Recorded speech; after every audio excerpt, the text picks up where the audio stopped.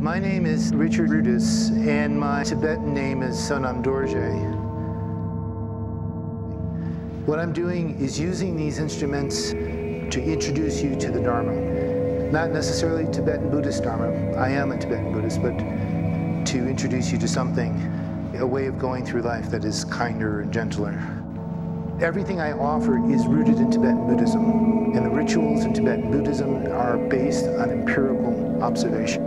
Buddhism is not a religion, it is a philosophy. And that philosophy is based on intense, mindful observations of how the mechanism of which we live in works.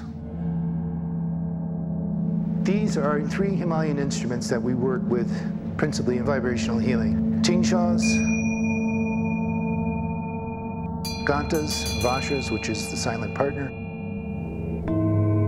and the bowls themselves. Tingshas open each one of the ceremonies, and they're always played like that, or if you were projecting the sound outward.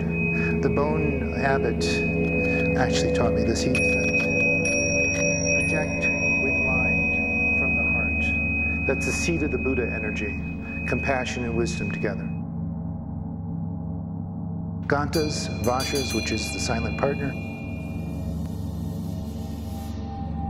This represents the feminine energy in the Buddhist model of the universe. This is the vessel. This is wisdom. The symbolism in this one instrument alone is so complex. And the bowls themselves.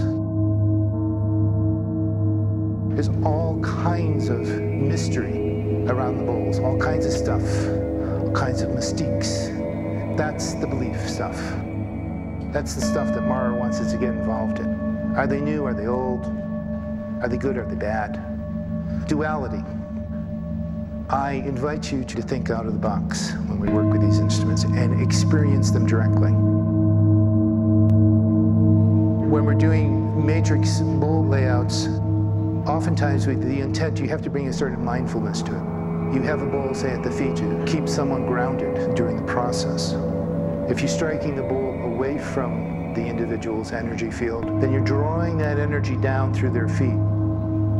You know, we're standing on Mother Earth. Our root chakra is directly connected, no matter who you are or what your belief structures are.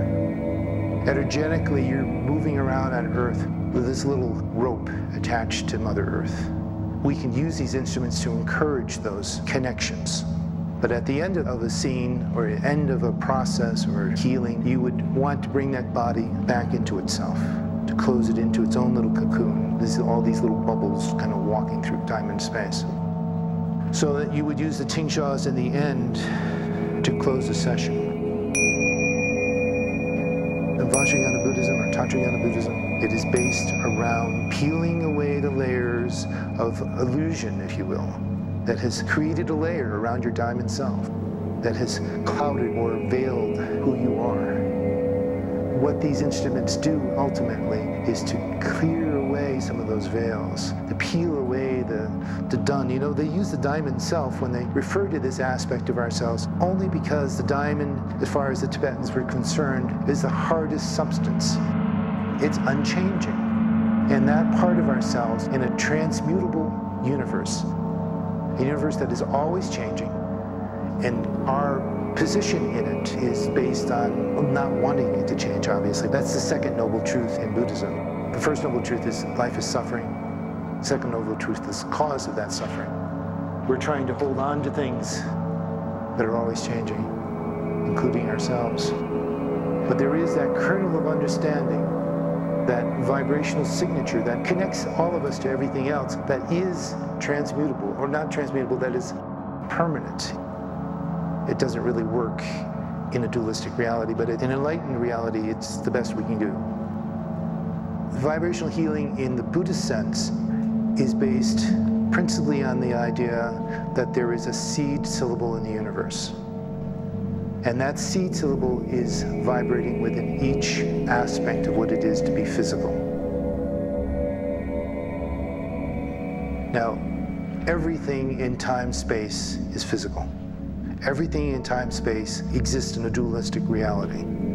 I exist, and my knowledge of myself exists because you exist. If you didn't exist, I'd be a point in space without any reference. And without reference, I cease to exist.